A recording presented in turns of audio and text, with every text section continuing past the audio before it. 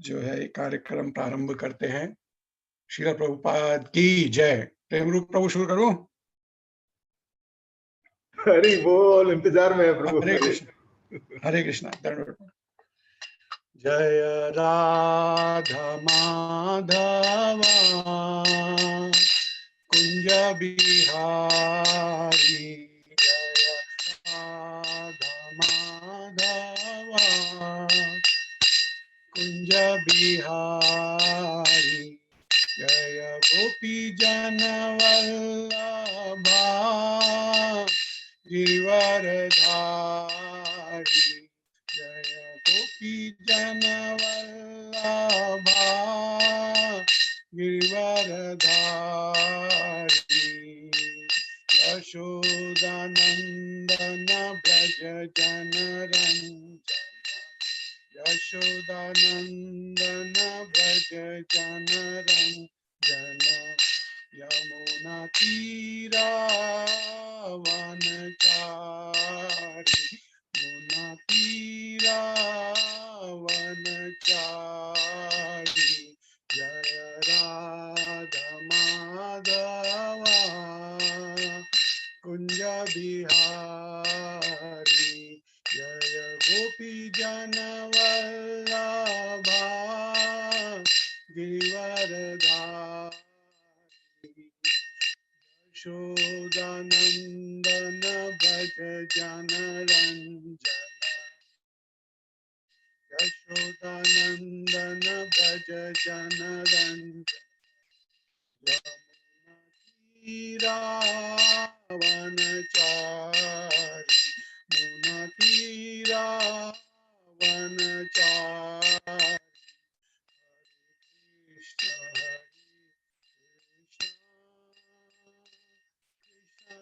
कृष्ण हरे हरे,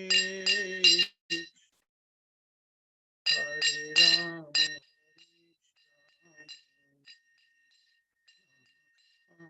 हरे हरे, कृष्ण कृष्ण कृष्ण हरे हरे, हरे राम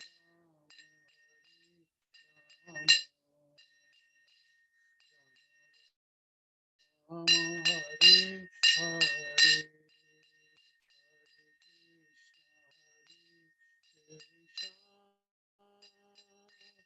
कृष्ण कृष्ण हरे हरे, राम हरे हरे।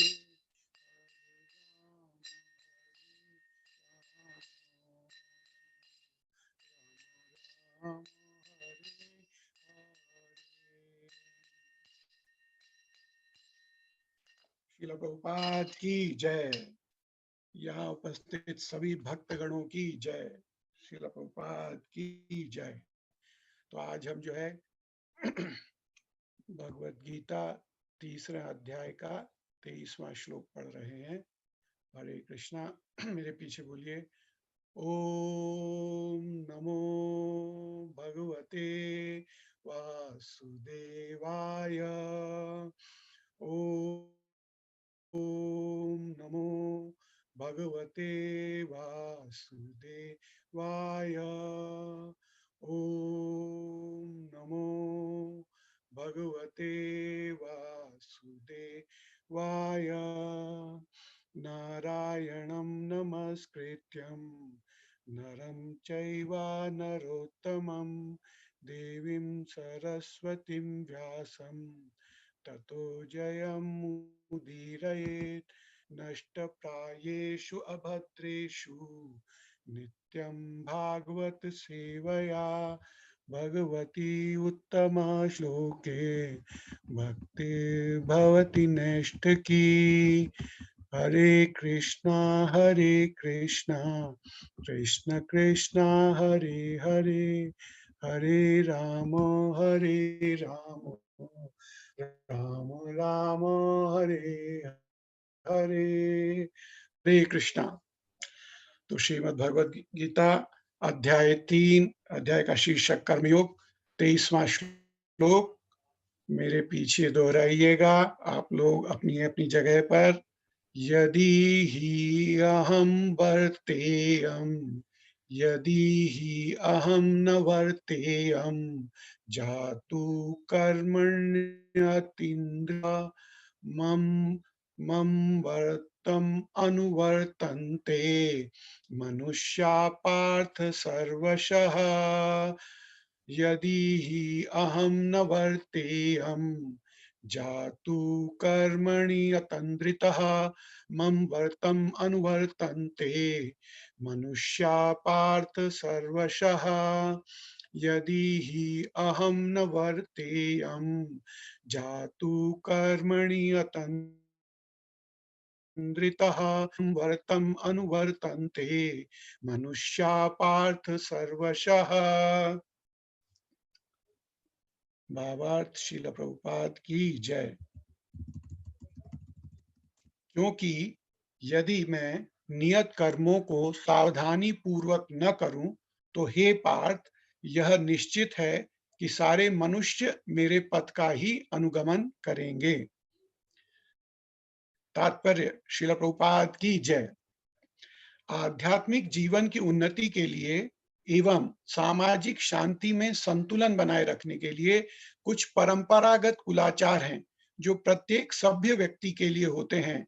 ऐसे विधि विधान केवल बद्ध जीवों के लिए हैं, भगवान कृष्ण के लिए नहीं। लेकिन क्योंकि वे धर्म की स्थापना के लिए अवतरित हुए थे, अतः उन्होंने निर्दिष्ट नियमों का पालन किया। अन्यथा सामान्य व्यक्ति भी उन्हीं के पद चिन्हों का अनुसरण करते, क्योंकि कृष्ण परम प्रमाण है। श्रीमद् भागवत से ज्ञात होता है कि श्री कृष्ण अपने घर में तथा बाहर गृहस्थोचित धर्म का आचरण करते रहे। श्री प्रभुपाद की जय। ओम अज्ञानतिमिरान्धस्य ज्ञानाञ्जनशलाकया चक्षुरुन्मिलितं येन तस्मै श्रीगुरुवे नमः। श्रीचैतन्यमनोभीष्टं स्थापितं येन भूतले स्वयं रूप कदा मह्यं ददाति स्वपदान्तिकम्। वन्देऽहं श्रीगुरो श्रीयुतपदकमलं श्रीगुरून् वैष्णवांश्च श्रीरूपं साग्रजातं सगणा रघुनाथान्वितं तं सजीवं सावधूतं परिजनसहितं कृष्ण चैतन्य देवं श्रीराधा कृष्ण पादान् सहगणा ललिता श्रीविशाखान्वितांश्च। हे कृष्णा करुणा सिंधु दीनबंधु जगतपते गोपेश गोपिका कांत राधा कांत नमोस्तुते। तप्त कांचन गौरांगी राधे वृंदावनेश्वरी वृषभानुसुते देवी प्रणमामि हरिप्रिये। वाञ्छा कल्पतरुभ्यश्च कृपा सिन्धुभ्य एव च पतितानां पावनेभ्यो वैष्णवेभ्यो नमो नमः।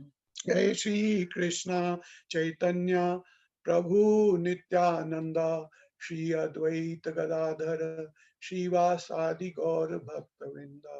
हरे कृष्णा कृष्णा कृष्णा हरे हरे, हरे राम राम राम हरे हरे। हरे कृष्णा। श्रील प्रभुपाद की जय। तो हम जो है तीसरे अध्याय के 23वें श्लोक को पढ़ रहे हैं और भावार्थ था, क्योंकि यदि मैं नियत कर्मों को सावधानी पूर्वक न करूं, तो हे पार्थ, यह निश्चित है कि सारे मनुष्य मेरे पथ का ही अनुगमन करेंगे। तो भगवान श्री कृष्ण कह रहे हैं कि मैं अगर नियत कर्मों का सावधानी पूर्वक पालन न करूं, तो मनुष्य जो है, तो जो साधारण जीव हैं, वो क्योंकि वो मेरा ही अनुगमन करेंगे, तो अगर मैं न करूं तो वो कैसे करेंगे। तो हरे कृष्णा। तो हम तीसरा अध्याय का शीर्षक है कर्मयोग। तो हमने देखा कि द्वितीय अध्याय में भगवान ने बुद्धि योग तो जब भगवान ने द्वितीय योग को सार बोलते हैं ना, भगवत गीता का सार, तो उसमें ज्ञान योग भी बता दिया, कर्म योग भी बताया और भक्ति योग, और फिर उसमें उन्होंने भक्ति योग जैसे श्रेष्ठ है, उसकी श्रेष्ठ सिद्ध किया। तो अर्जुन ने प्रश्न किया कि अर्जुन के मन में शंका हो गई कि अगर वह श्रेष्ठ है तो फिर आप मुझे जो है युद्ध करने के लिए क्यों कह रहे हैं? कि मैं भक्ति करता हूँ। तो भक्ति से उनका अर्थ था कि मैं आपका चिंतन, मनन करूँगा और मैं अपने जीवन को सफल करूँगा, तो युद्ध की क्या आवश्यकता है? तो इस प्रश्न के लिए फिर अब तृतीय अध्याय में भगवान वापस अभी तक के जो हमने श्लोक देखे, तो उसमें हमने देखा कि भगवान यह पहले बताते हैं कि ज्ञान योग, भक्ति योग या कर्म योग जो है, ये सब परम सत्य के मार्ग हैं, पर ये भिन्न-भिन्न स्तर पर है। इनका स्तर भिन्न है। और अब जो ये प्रसंग चल रहा है और उसमें विशेषकर एक जो तीसरे अध्याय का 8वां श्लोक था, उसमें मिथ्याचारी, तो भगवान बताते हैं कि मिथ्याचारी कौन है? तो यह जो अब आज के श्लोक हैं, वह भी ये उसी के ही संबंध में है। भगवान जो है ज्ञान दे रहे हैं, और इसीलिए कि मिथ्याचारी ना हो हम, कि मिथ्या आचार, कि बाहर से कुछ और अंदर से कुछ। तो उसमें उदाहरण में प्रभुपाद समझाते भी हैं कि आचरण जो है, जैसे कोई गेरुए वस्त्र पहन लेता है, सन्यासी का आचरण है, और भीतर से जो है वो जो है भौतिक इंद्रिय सुख की कल्पना करता है। बहुत सारी कथाएँ और किस्से हम सुनते हैं इस संदर्भ में। राधानाथ स्वामी महाराज जो है अपनी पुस्तक में उन्होंने कहा था कि जो जर्नी होम में, कि वो जब नेपाल में गए तो वहाँ पे सभी जगह कई तरह के महात्माओं से मिले थे और कई तरह के मिथ्याचारी से मिले थे। तो उनमें से जो एक मिथ्याचारी था, उससे जब वो मिलते हैं तो वो उनको सभी लोग प्रणाम कर रहे थे, तो महाराज भी चले गए। महाराज उस समय जो है जो है सत्य की खोज में थे, गुरु की खोज थी, और जो है वो जानना चाहते थे कि क्या है ये जो ज्ञान है, विभिन्न-भिन्न प्रकार के मत हैं, तो उन सब का क्या वो है, तो उस सब में लगे थे वो। तो उसी समय पे वो भी देखते हैं, तो ख़ैर बात ये थी कि वो उनको देख के पूछता है कि आप अमेरिका से हैं और आप वहाँ पे सब सुख है, तो यहाँ क्या कर रहे हैं, कि यहाँ क्या फ़ायदा है, कि वहीं पे सब फ़ायदा है। तो वह मिथ्याचारी। तो ऐसे मिथ्याचार से यह आचरण, कि हम दिखाते कुछ हैं और अंदर कुछ है, तो इसे मिथ्याचार कहा जाता है, और इसके लिए सावधान भगवान ने शुरू में ही कर दिया। तो ये यहाँ पे क्यों कहा, कि अब हम देखते हैं कि ये भगवान पहले जो है इ इससे पूर्व 21वें श्लोक में भगवान ने कहा कि जो महापुरुष आचरण करते हैं, वैसे ही जो है प्रजा आचरण करती है। तो और वहाँ पे तात्पर्य में श्रील प्रभुपाद जनक महाराज का उदाहरण देते हैं कि जनक महाराज जो है वो पूर्ण निर्लिप्त थे, वो इंद्रिय तुष्टि से दूर थे, एकदम जो है भक्त थे जनक महाराज, फिर भी वह अपने राजा का जो उनके नियत कर्म थे, उनका निर्वाह करते हैं। क्यों? क्योंकि प्रजा उनका अनुसरण करती थी। अगर यथा राजा तथा प्रजा, तो जैसा राजा व्यवहार करता है, वैसा ही फिर प्रजा व्यवहार करती है। और हम देखते ही हैं कि जो हमारे जो पूर्व में अम्बरीश महाराज थे, तो वो उनके समय पर और उससे पहले के समय में जो राजा थे, तो क्योंकि राजा धार्मिक थे, प्रजा धार्मिक थी, तो पृथ्वी भी संतुष्ट थी और समस्त देवता संतुष्ट थे, और भगवान की कृपा थी, तो सब आनंद था, सब कुछ जो है बहुत ही अच्छे प्रकार से चला करता था। और हम तो खैर, तो वहाँ पे उन्होंने भगवान ने कहा कि जैसा जो वो व्यवहार करता है, जो नेता हैं, जो जैसा उनका व्यवहार होता है, तो वैसा ही उनकी प्रजा जो है करती है। तो वहाँ उसके पश्चात भगवान जो है महापुरुष का आचरण बताने के बाद में उसकी उदाहरण देने के पश्चात भगवान कहते हैं, अब ये जो 22, 23, 24 हम देखते हैं, तो 22वें में फिर भगवान ने कह दिया कि किंतु मैं अपना उदाहरण प्रस्तुत करते हैं। कहते हैं कि मैं भी अपने नियत कर्म करता हूँ।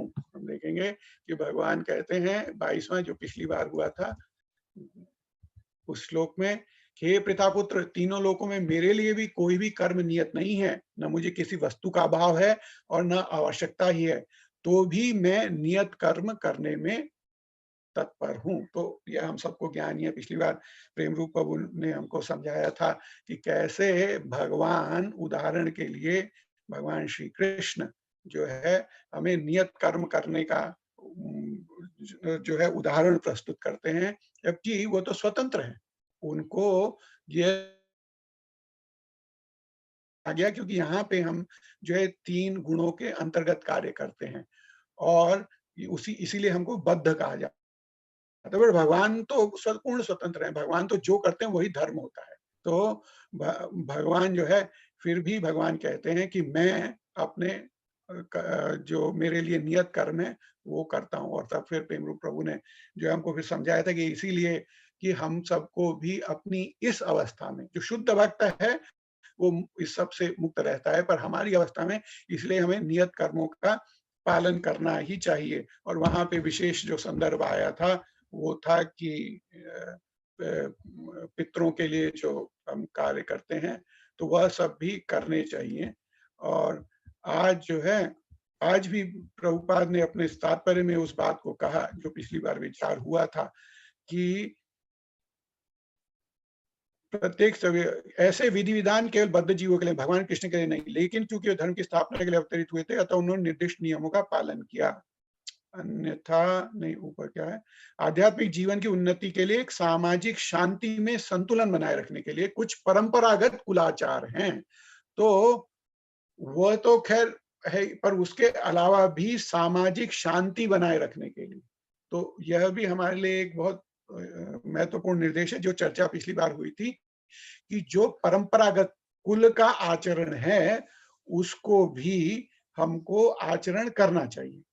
हाँ, यह निश्चित कर लेना चाहिए कि वो शास्त्रानुसार, ऐसा नहीं कि समय के साथ वो मनगढ़ंत कुछ जो है उसमें आ गई हो। तो शास्त्रानुसार जो कुलाचार है उसको करना चाहिए, क्यों? सामाजिक शांति बनाए रखने के लिए।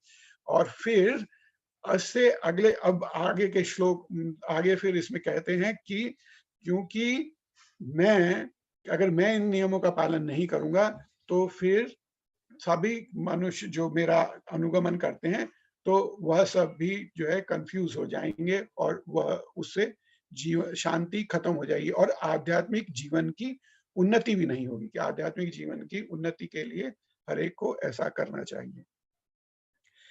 तो कह किसके माध्यम से रहे हैं? अर्जुन के माध्यम से। अर्जुन अगर युद्ध छोड़कर, जैसा उसने कहा था कि मैं युद्ध से पलायन करके और मैं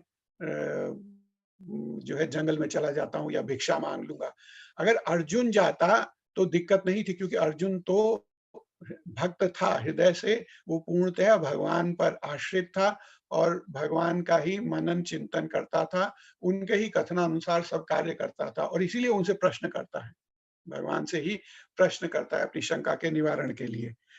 पर अगर भगवान यह हमारे लिए निर्देश दे रहे हैं कि हमको भी समझना चाहिए कि हमारे अपने स्वभाव के अनुसार, हमारे पूर्व कर्म के अनुसार, हमारे प्रारब्ध के अनुसार एक हमारा एक पैकेज है जिसके अनुसार हमारे लिए एक नियत कर्म निश्चित किए गए हैं और हमारे आश्रम के अनुसार, जिस जिस आश्रम में है उस आश्रम के अनुसार हमारे लिए नियत कर्म निश्चित है। उन नियत कर्मों का पालन हमको करना ही चाहिए। अगर हम उनका पालन नहीं करेंगे तो ना आध्यात्मिक जीवन की उन्नति होगी और साथ ही साथ सामाजिक शांति में भी असंतुलन हो जाएगा। और यह हम प्रायः देखते हैं कि हम जब इस शास्त्र की चर्चा को और भगवान जो हमें समझा रहे हैं अगर उसे नहीं समझ पाते हैं तो फिर हम अपने जीवन में एक डिस्टर्बेंस पैदा कर लेते हैं। हमें जो है परेशानियां उत्पन्न हो जाती हैं। उस अशांति के को हमको इसलिए ये बहुत आवश्यक है कि हम गुरु के माध्यम से इसको समझें। और इसे प्रभुपाद कहते हैं आध्यात्मिक जीवन की उन्नति के लिए और सामाजिक शांति में संतुलन बनाए रखने के लिए कुछ परंपरागत कुलाचार हैं जो प्रत्येक सभ्य व्यक्ति के लिए होते हैं। और यहाँ पर फिर एक बहुत महत्वपूर्ण बात जो आती है कि इसमें इस श्लोक में जो कहते हैं कि भगवान की मैं नियत कर्म करता हूँ। तो पहले कह दिया कि 22 में कि भाई भगवान के लिए तो कोई नियत कर्म है ही नहीं, वो तो स्वतंत्र है। और फिर उसके बाद में कहते हैं भगवान कि मैं नियत कर्म करता हूँ। क्यों? उदाहरण प्रस्तुत करने के लिए तथा आध्यात्मिक जीवन की उन्नति और सामाजिक शांति के लिए। तो हम सबको भी यह समझना चाहिए और हम सब भी अपनी-अपनी परिस्थिति में किसी के लिए उदाहरण हैं। परिवार में माता-पिता बच्चों के लिए उदाहरण होते हैं। अब हम जब कृष्ण भावनामृत के मार्ग पर हैं, तो हमको समाज के लोग देखते हैं और वो जानते हैं कि हम प्रभुपाद अनुगामी हैं। तो हम प्रभुपाद का अनुसरण करते हैं। तो हमारे से अगर हम जो हमारे लिए सिद्धांत हैं, जो हमारे लिए नियम हैं, अगर हम उनका पालन नहीं करेंगे, तो उससे भी सामाजिक अशांति होती है। इसीलिए एक बड़ी ज़िम्मेदारी की बात है और वो ज़िम्मेदारी का पालन करना ही चाहिए। नियत कर्मों का पालन करते हुए हमको अपना जो भक्ति है, इस भक्ति मार्ग पर आगे बढ़ना चाहिए। और यह क्योंकि भगवान ने पहले कहा नेताओं के नेतृत्व के लिए कि उनके लिए बहुत आवश्यक है और फिर स्वयं के उदाहरण के द्वारा। तो यह आचरण जो है, तो हमको ज्ञात है कि इस इससे पूर्व के श्लोक में कहा था आचार्य की जो परिभाषा भगवान ने समझाई कि आचार्य वह जो आचरण के द्वारा जो है अपना उदाहरण प्रस्तुत करता है।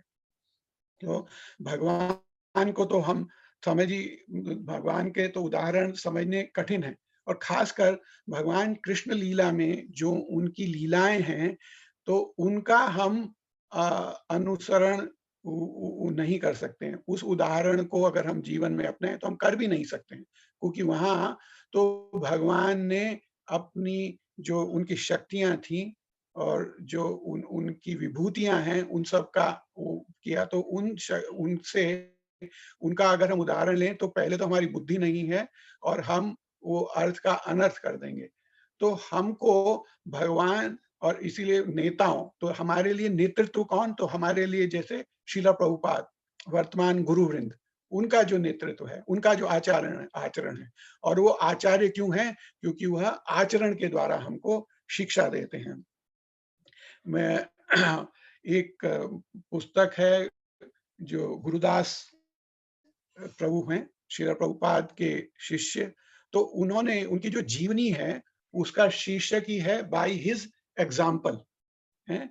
कि अपने जो उदाहरण के उनके उदाहरण से बाय हिज एग्जाम्पल तो वह इन ये जो प्रभुपाद के शिष्य हुए, उनकी जीवनी खासकर जब कृष्ण भावनामृत में आने के पश्चात का जो भी है, जिनकी भी हम पढ़ते हैं, तो एकमात्र प्रभुपाद का गुणगान है, क्योंकि उनका जीवन पूर्णतः प्रभुपाद पर आश्रित था। तो प्रभुपाद ऐसे आचार्य हुए।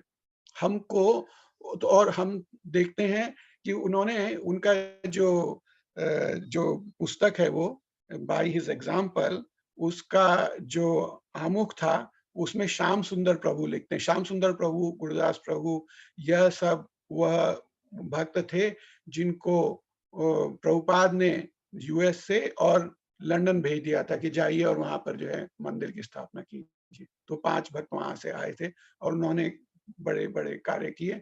तो यह गुरुदास प्रभु की पुस्तक में उन्होंने जो है आमुख लिखा श्याम सुंदर प्रभु ने, तो उन उसमें वो लिखते हैं कि पहले तो गुरुदास प्रभु के लिए कहते हैं कि तुमने बहुत अच्छे से प्रभुपाद का अनुगमन किया, उनके उदाहरण का और इसलिए तुम्हारी पुस्तक का शीर्षक बहुत अच्छा है।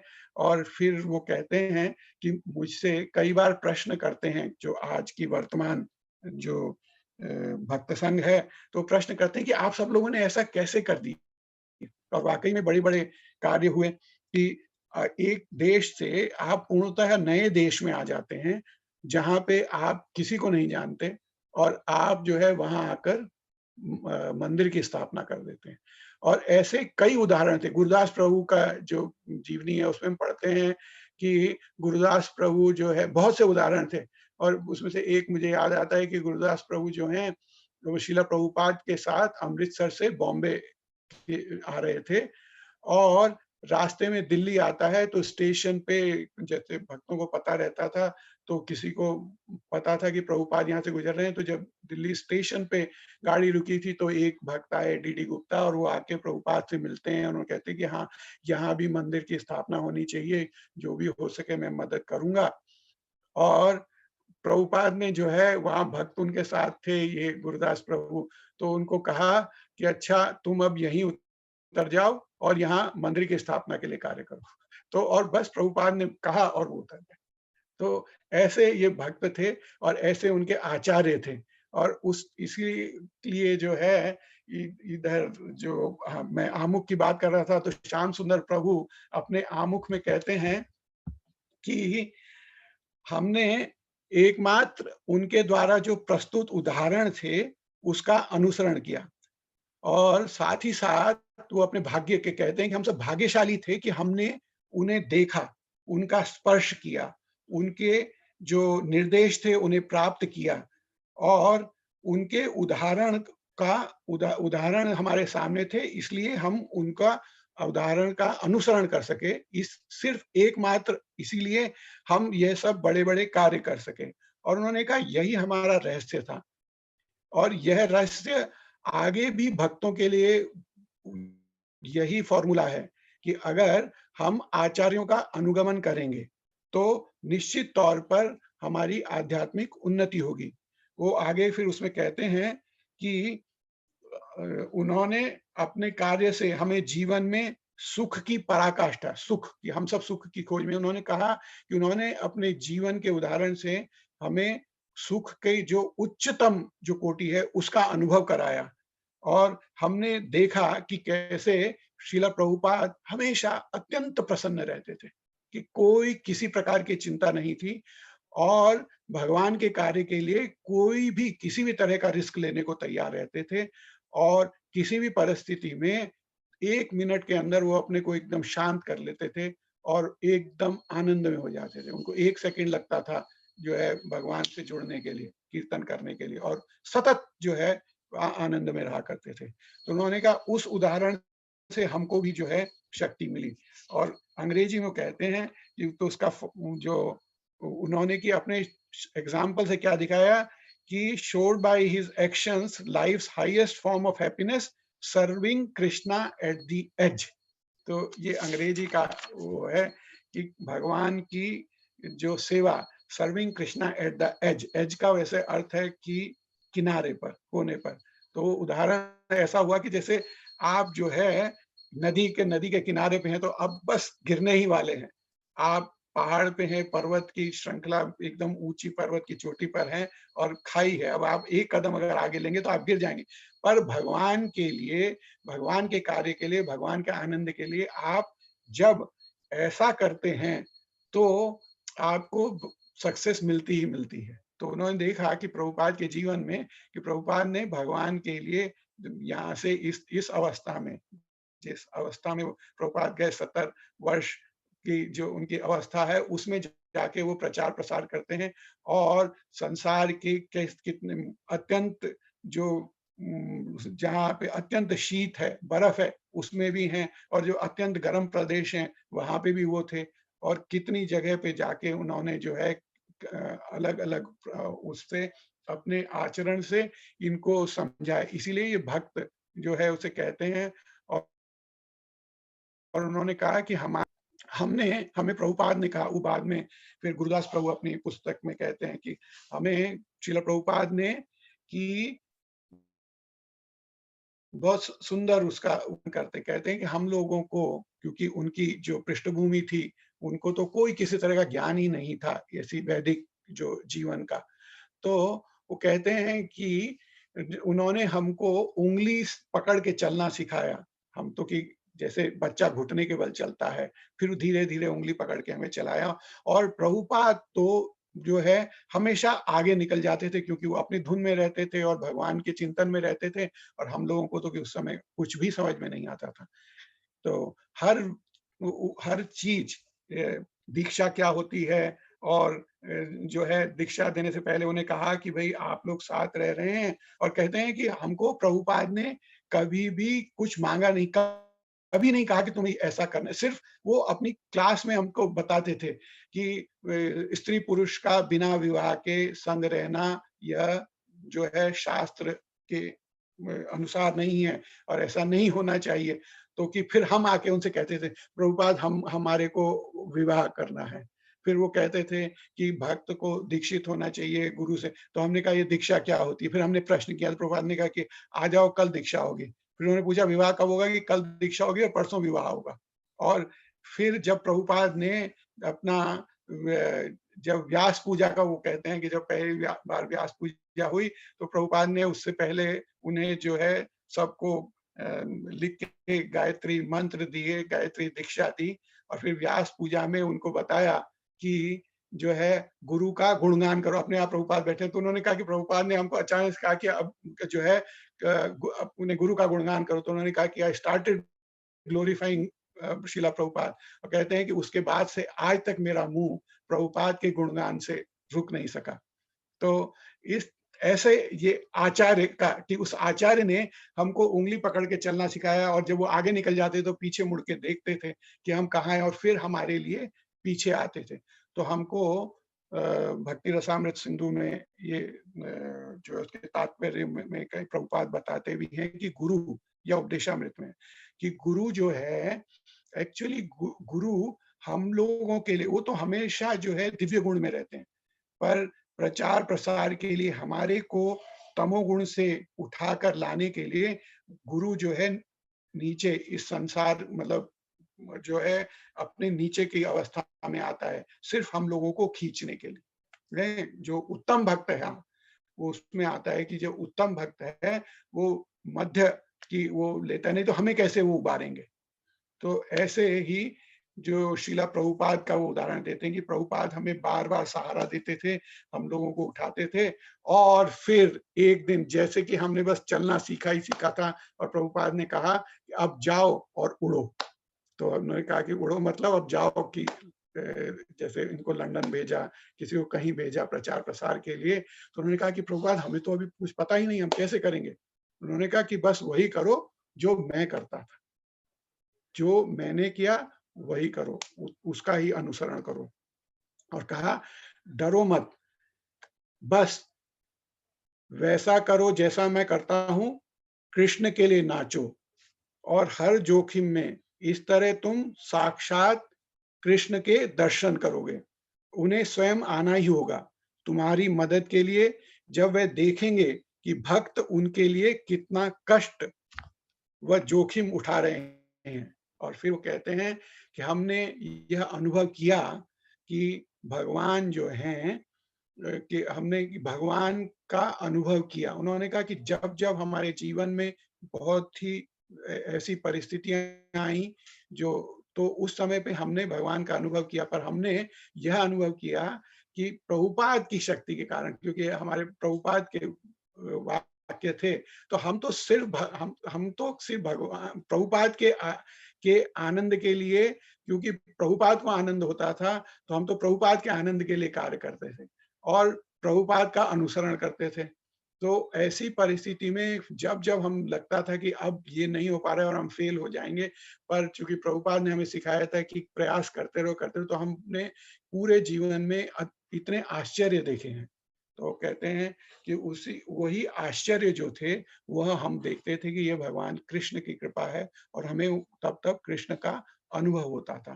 तो हम जो चर्चा कर रहे थे, तो चर्चा यह थी कि अ तो चर्चा यह थी कि आचार्य कौन होता है जो अपने आचरण के द्वारा शिक्षा देता है।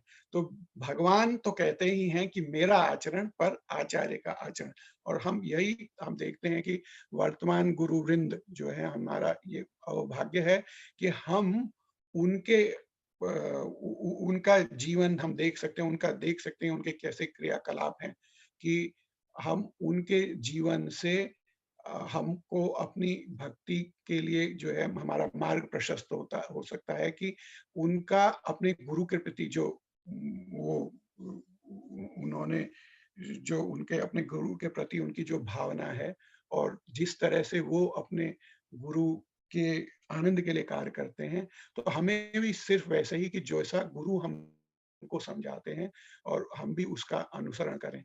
और यह नियत कर्म का पालन ज़रूर करें। कोई भी जो भी हमारी अपने आश्रम के अनुसार, हमारे स्वभाव के अनुसार जो हमारे लिए नियत कर्म निश्चित किए गए हैं, उनको करना ही चाहिए, उनसे पलायन नहीं करना चाहिए, नहीं तो अशांति हो जाएगी, नहीं तो मिथ्याचार हो जाएगा। क्योंकि हम देख भी सकते हैं कि जब हम जप करते हैं, तो हमारे मन में हर एक व्यक्ति, हम में से हर कोई भिन्न-भिन्न है, तो हर एक के मन में भिन्न-भिन्न प्रकार के विचार आते हैं।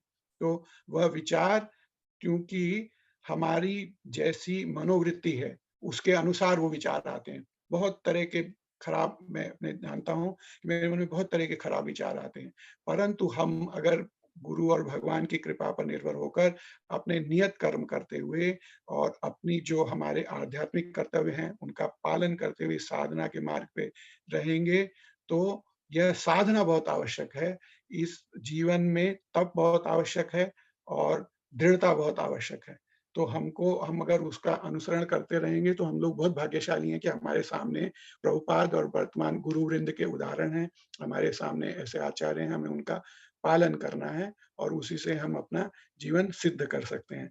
इसमें जो है लास्ट में इस भावार्थ में तो भगवान का उदाहरण था, मैं प्रभुपाद के उसमें क्योंकि जो है आचरण जो भगवान कहते हैं पर प्रभुपाद का आचरण क्योंकि हमारे सामने है और हम उससे बहुत अच्छे से इस श्लोक को समझ सकते हैं, तो इसलिए मैं उसमें चला गया। पर यहाँ पे इस श्लोक में फिर प्रभुपाद अपने तात्पर्य में कहते हैं, श्रीमद् भागवत से ये ज्ञात होता है कि श्री कृष्ण अपने घर में तथा बाहर गृहस्थोचित धर्म का आचरण करते रहे। तो यह हम देखते हैं कि और ऐसा हमने बहुत बार सुना भी है कि नारद जी के मन में एक बार प्रश्न उठा कि भगवान की 16,108 रानियां हैं, तो कैसे भगवान वहां कि क्या सब शांत सुंदर है? तो नारद जी हर जगह जाते हैं और देखते हैं कि भगवान कहीं जो है बच्चों को खिला रहे हैं, कहीं जो है रानी के साथ झूले में है और सभी जो गृहस्थ धर्म है उसका पालन करते हैं और सब जगह जो है बहुत सुख और शांति है। तो भगवान जो है भगवान अपने आचरण से हमको ये सिखाते हैं और भगवान तो भक्त लोग यह भी उदाहरण देते हैं कि कैसे भगवान ने भी भक्त बनाए थे, तो भक्त सेवा से ही बन सकते हैं। और इसलिए कहते हैं कि जो एक उदाहरण बहुत सी हमारे आचार्यों की पुस्तक में मिलता है कि गोवर्धन लीला में भगवान ने जो है तो भगवान के गो बालक वो भी उन्होंने कहा कि कृष्ण तुम थक जाओ तो भगवान किसी तरह से सहारा देने का प्रयास करता है। तो ऐसे ही भगवान जो है श्रेय जो है देते हैं अपने भक्तों को। तो ऐसे ही हम देखते हैं कि हमारे लिए ये जितनी सेवाएं यहाँ पे प्रभुपाद के पाँव का जो है अवसर उठाना चाहिए हो तो सब कुछ इस भक्ति ये कृष्ण भावनामृत के प्रचार प्रसार के लिए तो महाप्रभु ने पहले ही कह दिया है, तो इसका प्रचार प्रसार तो होना ही है। अभी तो हमको हमारे वर्तमान गुरुवृंद समझाते ही हैं कि अभी तो यह बहुत ही अभी तो शिशु अवस्था में ही है, तो अभी तो बहुत प्रचार प्रसार होना है। तो हम सब लोगों के लिए भी अवसर है कि हम भी वह ज्ञान प्राप्त करें और अपने आप अपना आचरण ऐसा करें कि हमारे आचरण के द्वारा भी लोग भगवान और गुरु की तरफ आकृष्ट हों। हम भी ऐसा माध्यम बन सकें कि हम लोगों को गुरु और भगवान के संपर्क में ला सकें और हमारी शुद्धि भी सेवा में लग के है और हम अपनी सेवा के द्वारा दूसरों के हृदय में भी ऐसी इच्छा प्रकट करें कि वह भी सेवा में लग जाएं। जो सेवा में लग जाएगा उसकी शुद्धि हो जाएगी। श्रील प्रभुपाद की जय। हरे कृष्णा। अभी 4 मिनट बचे हैं। अगर क्योंकि यह श्लोक के बहुत तरह की दृष्टि से देखा जा सकता है, भगवान का आचरण और एक मैंने वो कही, फिर हमारा अपना आचरण, यह हमारे लिए निर्देश होता है। फिर भी कोई महत्वपूर्ण बिंदु अगर मैंने मिस किया है तो वह कोई भी उपस्थित भक्त जो है उस पे टिप्पणी कर सकता है। हरे कृष्णा। श्रील प्रभुपाद की जय।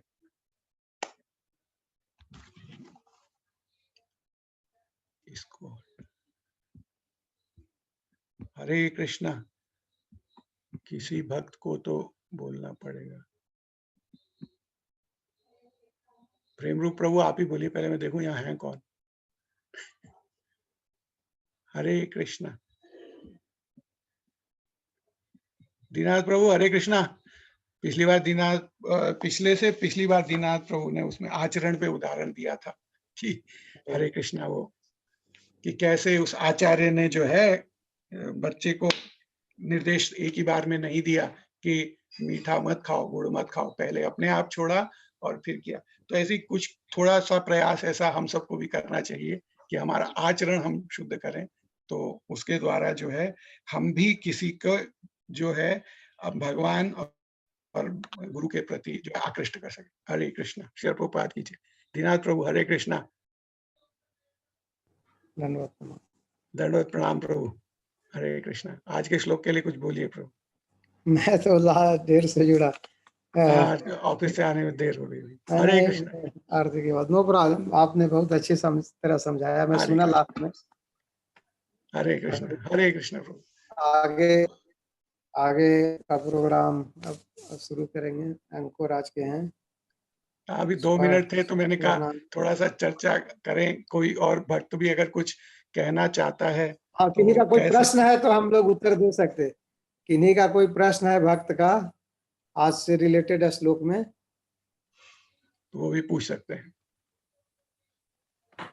हरे कृष्णा। नहीं तो बस फिर निश्चित कीजिए कि हम सब भी अपने आचरण के द्वारा शिक्षा दें ऐसी कि उस आचरण से और जो है लोग हमारे कृष्ण भावनामृत के प्रति आकर्षित हों। हरे कृष्णा। श्री प्रभुपाद की जय। हरे कृष्णा। नंदिनी माता जी हरे कृष्णा। दंडवत प्रणाम।